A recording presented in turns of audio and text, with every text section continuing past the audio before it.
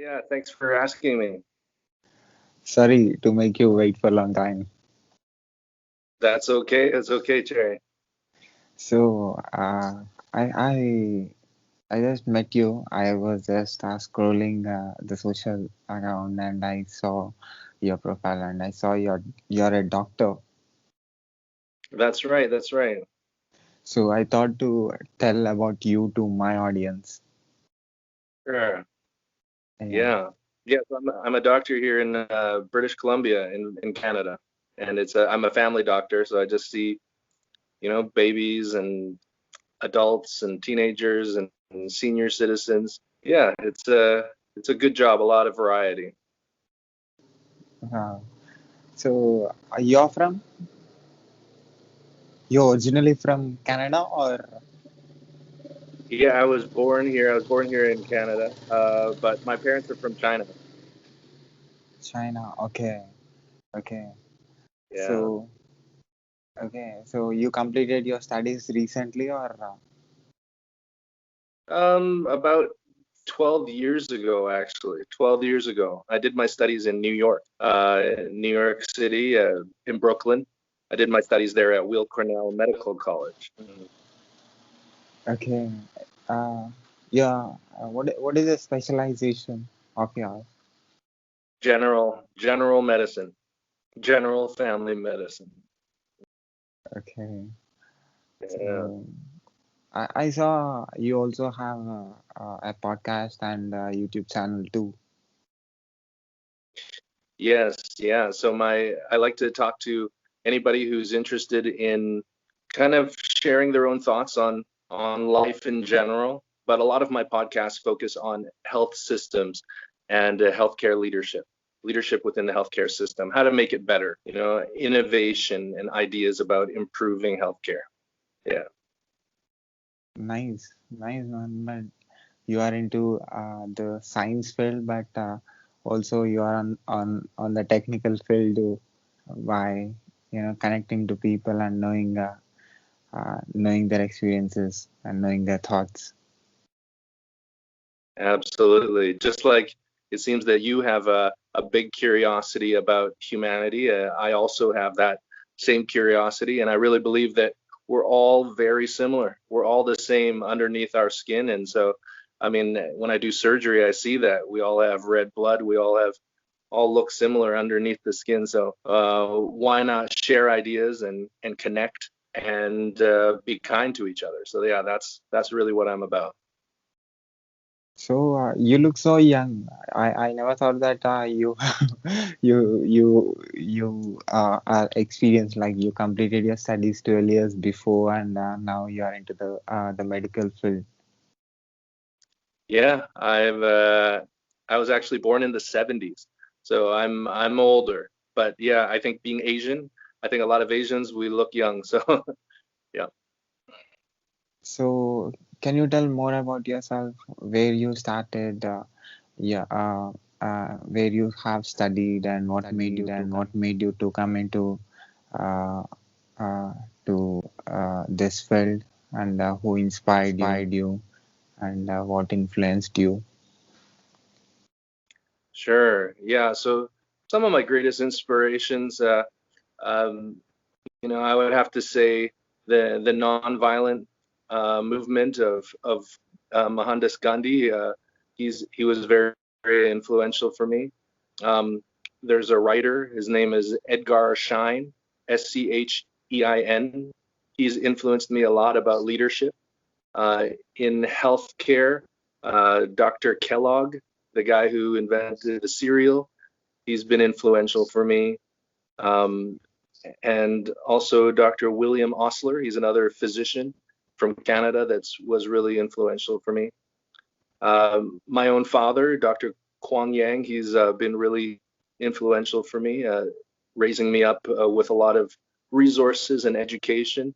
And yeah, so those are some of my biggest influences in the education and maybe political change field. From the athletic field, Conor McGregor has been a big influence for me because of his boldness and his charisma, his self-belief. his ability to think from an abundance mindset. Yeah, so Conor McGregor has been a big influence on how I live my life. So just now you said that your dad is also a doctor. That's correct. He's a physician. He just retired last year, but he's been a physician since 1969. He did his residency in Dalhousie University on the east coast of Canada, and now I live on the west coast.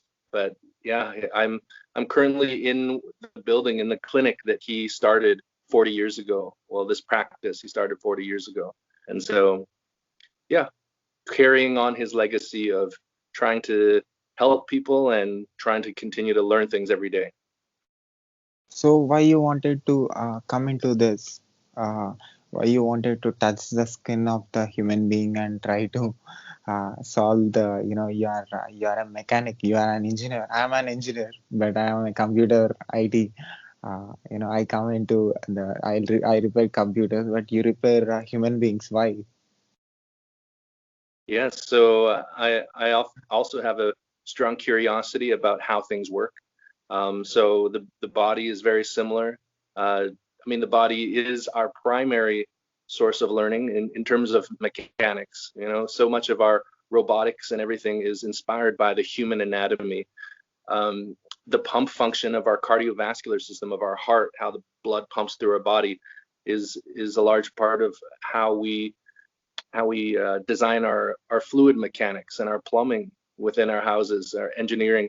So using our own bodies as a map for how we can design external innovations and inventions, that appeals to me as well. And I've also enjoyed taking apart computers back in the day, putting together different types of hard drives and different, floppy disk drives or DVD drives Yeah, uh, yeah. to, together with computers. So there's everything has a component. Like we have a CPU here, we have a central processing unit, we have our engine, our cycles per second down here as well, and so yeah, there's a lot of similarities. We have our eyes are some of the most advanced sensors known to man, and so I'm uh, I'm fascinated by how physics and biology and physiology intermix. So, and a lot of problems to solve, just like you said. The diagnostic experience, the journey of exploration, is really exciting, and to be able to figure out, pinpoint what might be wrong, what might the diagnosis be, and then actually have a good solution or a plan or a treatment. That's a very satisfying experience. But as you said that a CPU and the RAM and the hard drive and all the components of a computer, are inspired by seeing the structure of the human body. So that's 100% true. And you have studied the base of the thought where this computer thought came. Right. So, have you ever thought that, I should know who created these components and why we need these components and for the mechanism, and we are giving, electricity called food to it, and making it run. And have you ever thought that where it came and what is the base? I think what you are you asking me where life comes from? Is that what you're Yeah, asking me? yeah. I have tried to think about that. Of course, the answers are very difficult to come across, but if I do I do recognize what's called the Big Bang theory, right? The Big Bang theory was um, was thought up by I think it was a Jesuit priest back in the day, and he thought that all of the universe started off as an infinitesimally small um, gravitational dense thing that just exploded, and then through using the Hubble telescope, we've been able to assess that the universe indeed is still expanding from that Big Bang eons ago, billions and billions of years ago. And then how did we come to be as humans on the planet Earth? Gosh, I a lot of people say it's random, but it's very hard to see uh, because our studies of physics and thermodynamics and everything shows us that particles naturally go into disarray or entropy, the concept of entropy, and the fact that we were able to self-organize into complex multicellular beings like we are. It's where does this come from? It leads me to think that there might be some type of intelligent design going on. So meaning there might be a master of the universe somewhere, somehow, a force, and I like to call that force love. In generally, it's love. It's the pure love of creation. There is a life force. I believe that there's a spiritual force that is behind all of life in general, and that spiritual force has an intelligence, and that we are tasting bits of and sensing bits of that intelligence when we study the magnificence and the diversity of life on our planet.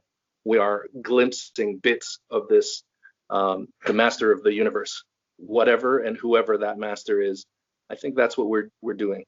We're kind of looking into that creator, how that life force came to be, that intelligent design that has manifested in technology and computers as well. So why that master created different designs? Why those designs are called with different names? Animals, plants. Mm. I think it's just as we enjoy a diversity of art, many of us do. I think that the master enjoys a diversity of creation and a diversity of life and a diversity of life energy. And so I think that each of us is just one part of the spectrum of this creation, and that each of us is a part of this. Sometimes they call it a tapestry or a mosaic, a complex picture which has a lot of variety, and it is the variety which makes the beauty.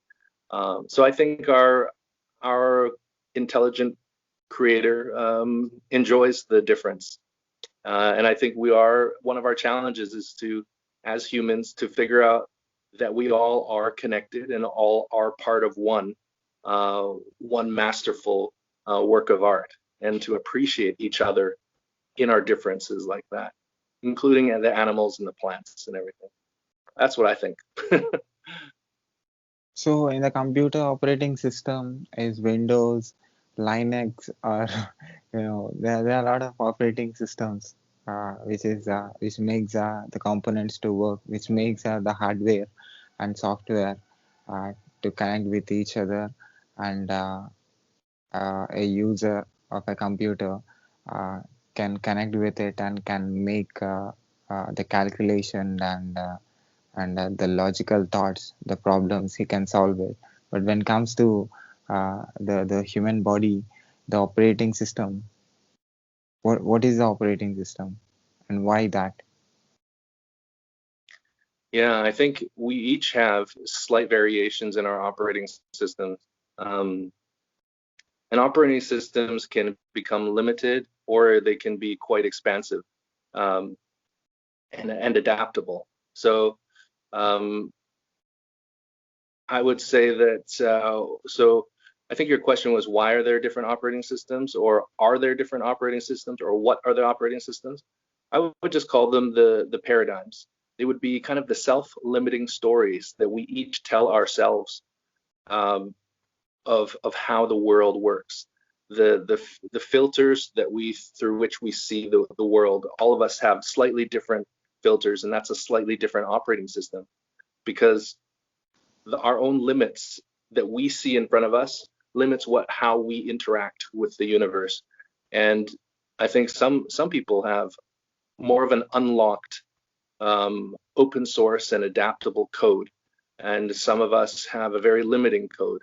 And in medicine, as a family physician, I see a lot of patients who are suffering from a very limited code, not because of their own will, but often because of difficult things that have happened in their lives have changed their code to be more less adaptable. And then so, for example, many patients with trauma or psychological trauma, they become fixed and locked in a programming code cycle where once the code is written, it cycles back to the other one, and they don't seem to be able to progress or to diversify their behavior to where they actually want to go. They feel locked in a pattern in their lives. So those operating systems often need a reboot. So we often need to do a hard power cycle on these patients, and that hard power cycle, it looks different for everybody, but often the best power cycles involve thoughtful exploration, similar to what you're bringing here in this conversation about what is my purpose in life, where is my life coming from, and what might I do with my life. And so exploring the nature of how things are is actually quite important to the operating system, because that self-awareness, the meta-awareness that you're exploring here, it allows operating systems to actually expand and adopt and evolve to the next version of the operating system to allow more functioning, more adaptable functions, and more peripherals like technology, adoption, the integration with the internet, things like that. So yeah, that's what I think there. But you are into the subject which is very pure, which is created by the nature. I am into a subject which is created by the species, which is created by the nature. Yes. So nature created potentially us, the species, and then we are trying to recreate something else. Are you saying that sometimes we don't recognize that we are the created and we think erroneously that we are the creator? Is that what you're saying? I'm saying that I studied a subject which is created by human being, and you studied a subject which is human being. Oh, I see what you mean. Yes.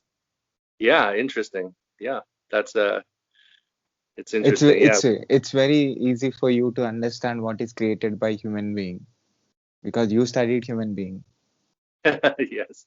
Yeah, that's true. Yeah, so I recognize very often, quite easily, this is a man-made fiction, or this is a human-made fiction, and this is a human-made or human-revealed truth of the ultimate creator. And this, yeah, so I do live life I do live life trying to sort out what is an distortion potentially of truth and what is actual truth coming from a unified paradigm of existence. Yeah, I do try to sort that out. Hmm. So I'm sure in this in your experience, you might have seen a lot of bodies which have different activities in a day and Yeah, responding differently.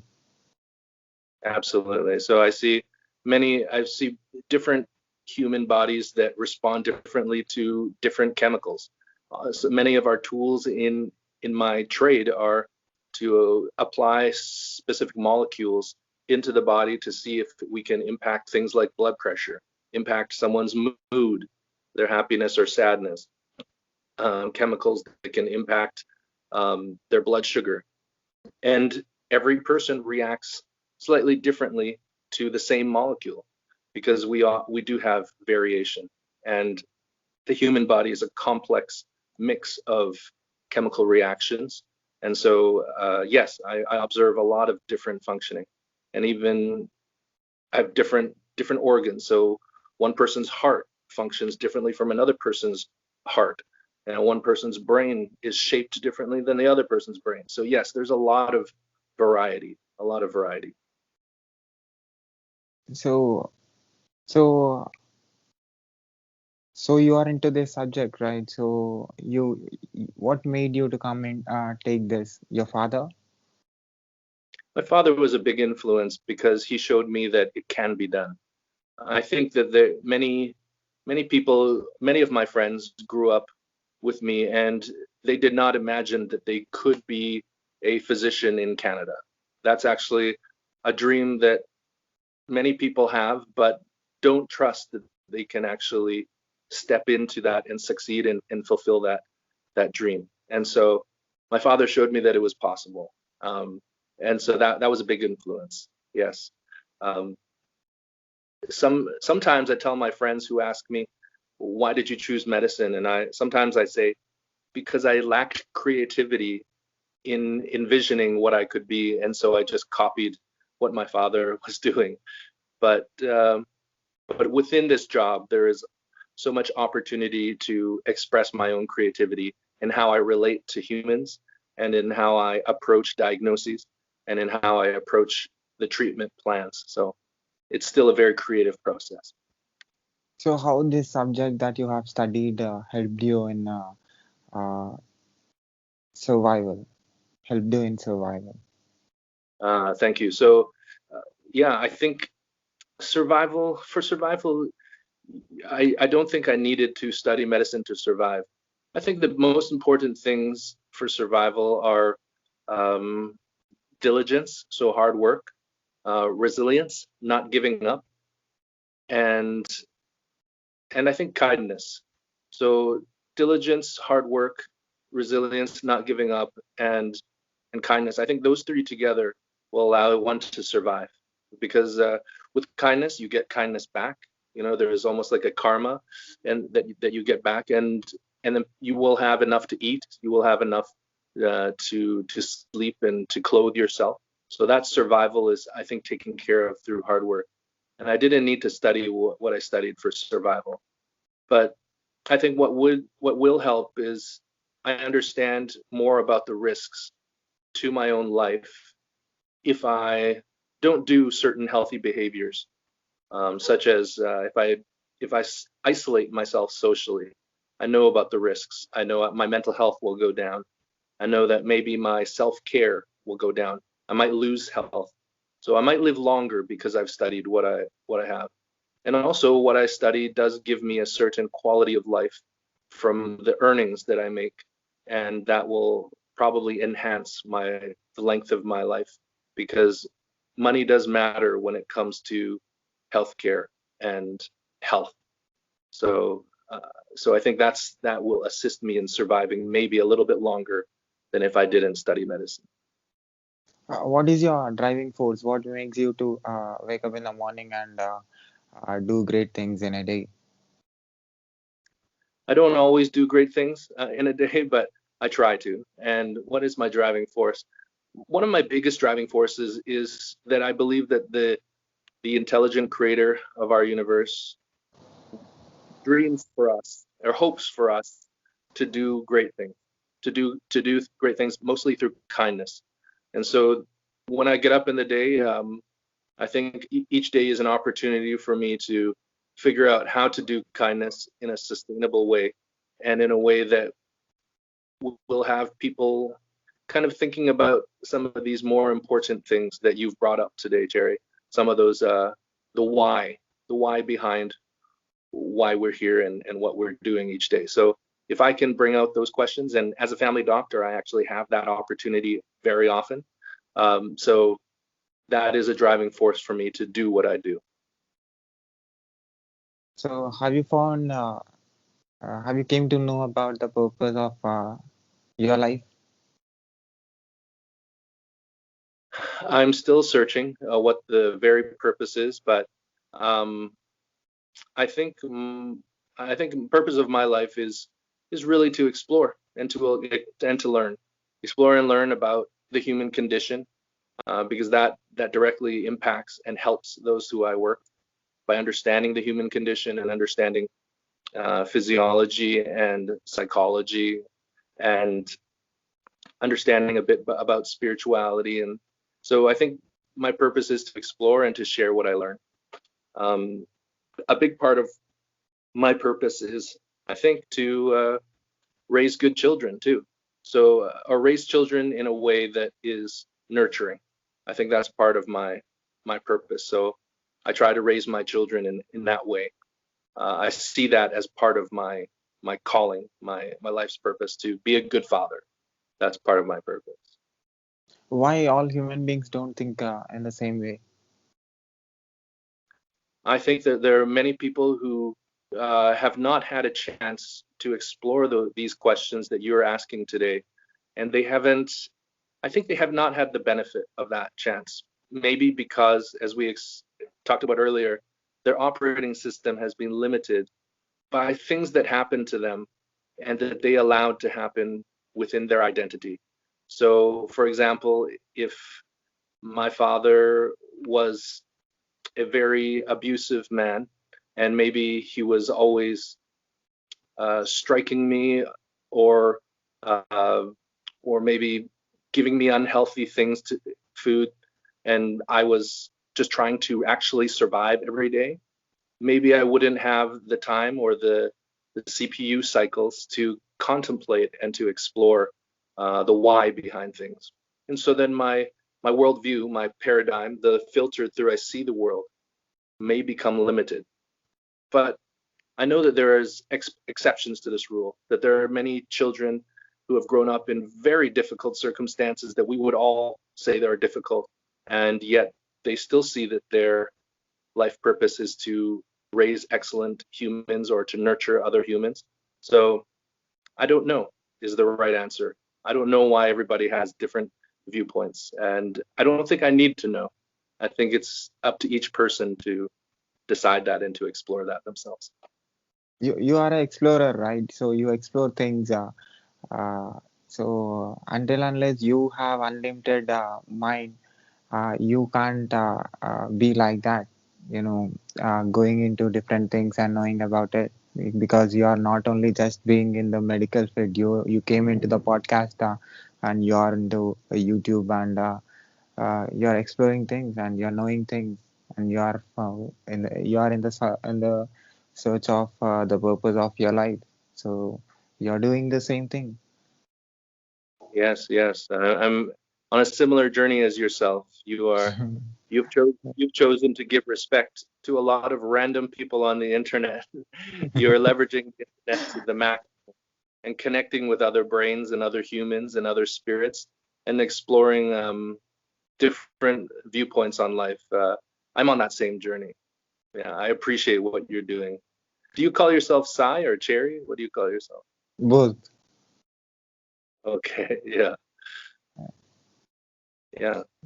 Good stuff, good Sai. Yeah, good stuff. So other than the regular things, what do you do? Oh man, I enjoy video games. I enjoyed one of my favorite video games is Metal Gear Acid. Metal Gear Acid is a card-based kind of stealth fighting game with a character named Snake.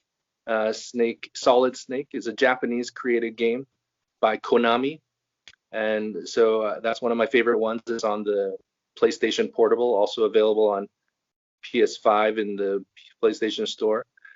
Another game I really enjoy is Tricky Towers, which is like Tetris, and I play that with my family members, and you can do multiplayer Tetris battles. I really enjoy that. I also enjoy trying to learn about acting. I've been thinking about taking some acting classes lately, and maybe try to get in a small role in a TV show someday. Um, I also enjoy singing. I'm a karaoke singer. I really enjoy R&B. Brian McKnight is one of my favorite singers, and I try to sing. I also enjoy just binging Netflix shows. My current favorite show is called New Amsterdam on Netflix.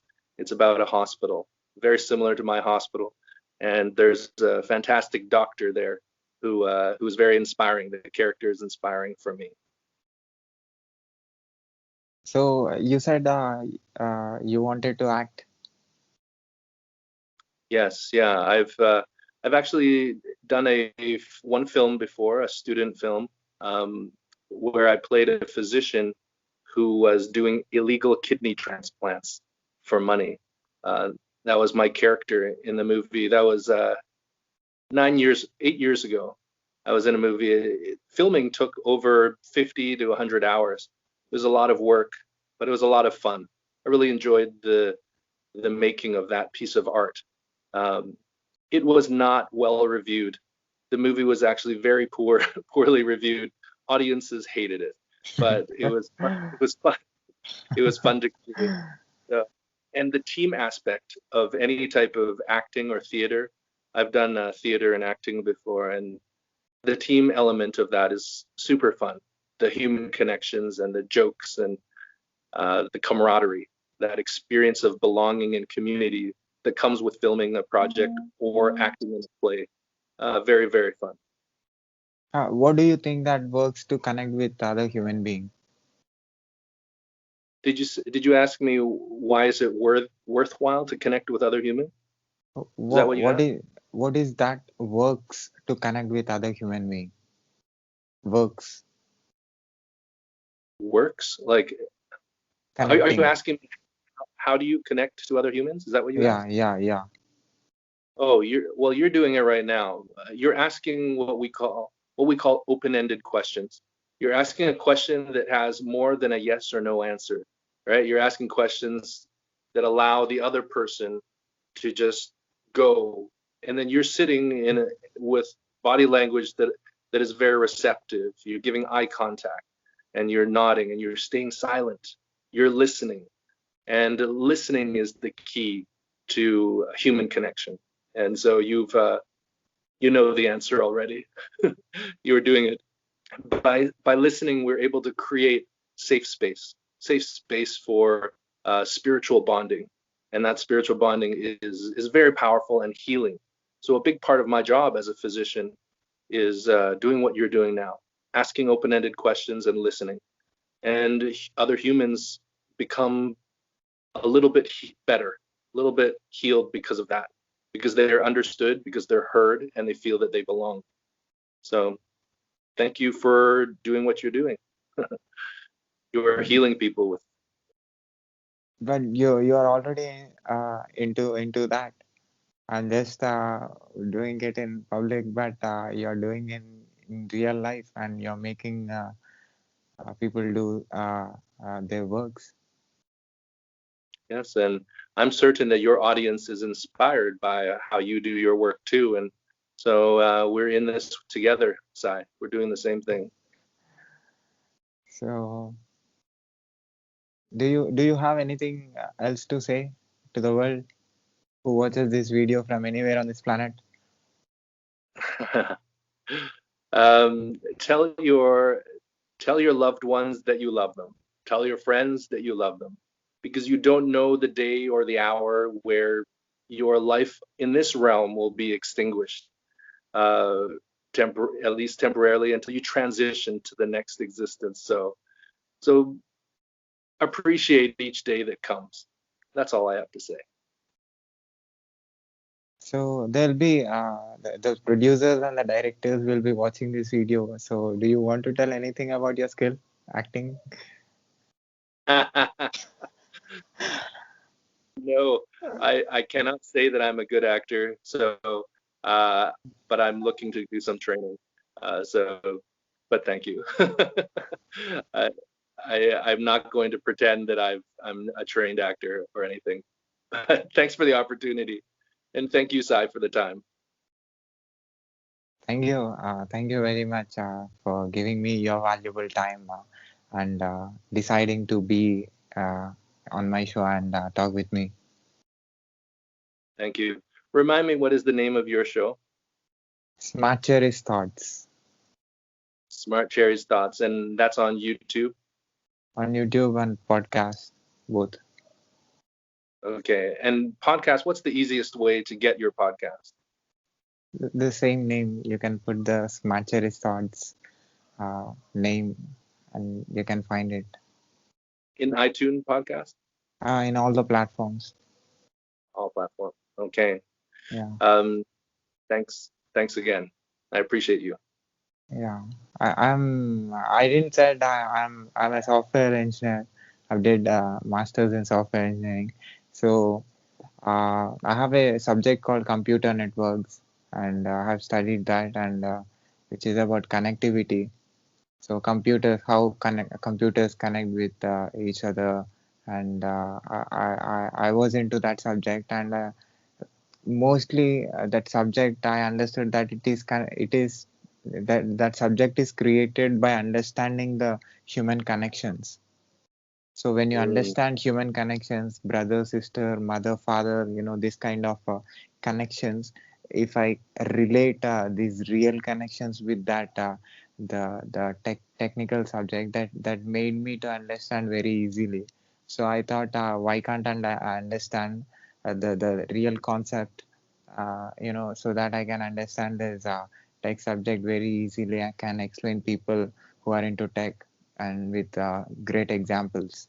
So I have a technical YouTube channel where I take interviews of people uh, who are into tech, like cloud engineer, AWS cloud engineer, cloud architect, and who are into my uh, information technology subject. So there I have a good viewers, and I have podcast also for that, separate podcast.